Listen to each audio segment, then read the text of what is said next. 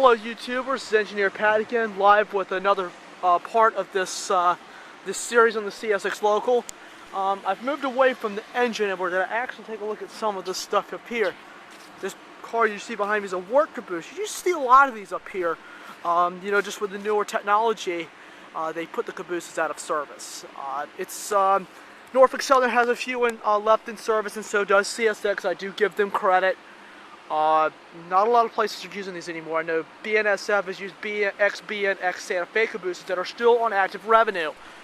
This one here is active revenue for the Franklin Local. And this is a really, really good treat for all you caboose fans. But these cars, as I've said, are tanker cars. You see a lot of these. See, this one over here is filled with sodium hydroxide.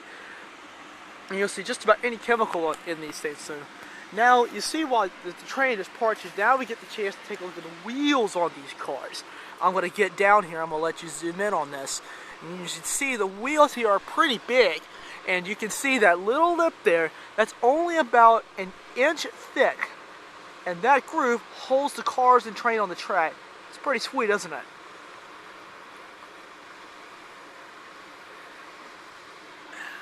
You can see here now, we can go down to see where they are joined.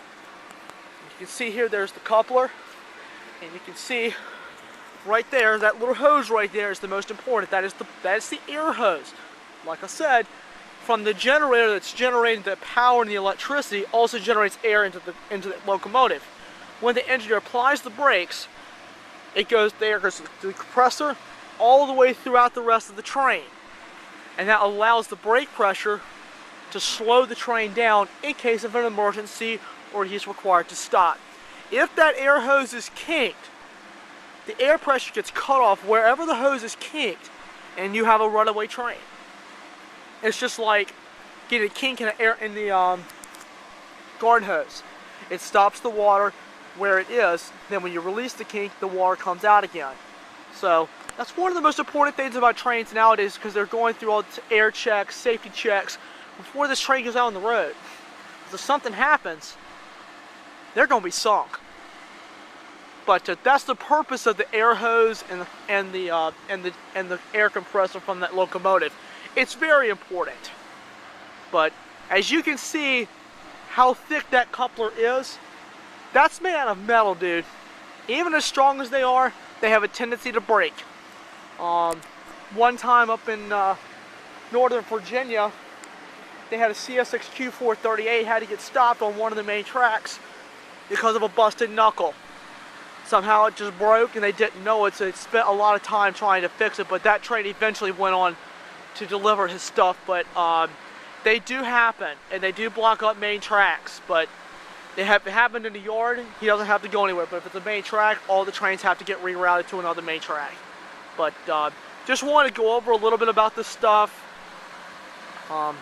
The thickness of the wheel, the little lip on the locomotive is about the same thing as a regular car. It's about the same.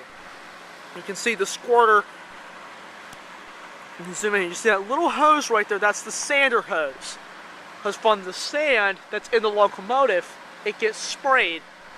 It squirts the sand under the wheel, and that creates traction, and it allows the train to get up steep hills, or if he's got a little sticky spot, it'll help him give him some traction to keep going. If there's a grease spill, you have to apply the sand.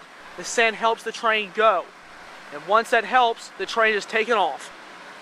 So that's part 2 of this video. I'm just out here for a little bit. Just figured I'd just do another part 2, just so you guys can take a look. So anyway, that concludes the series of the Franklin Local.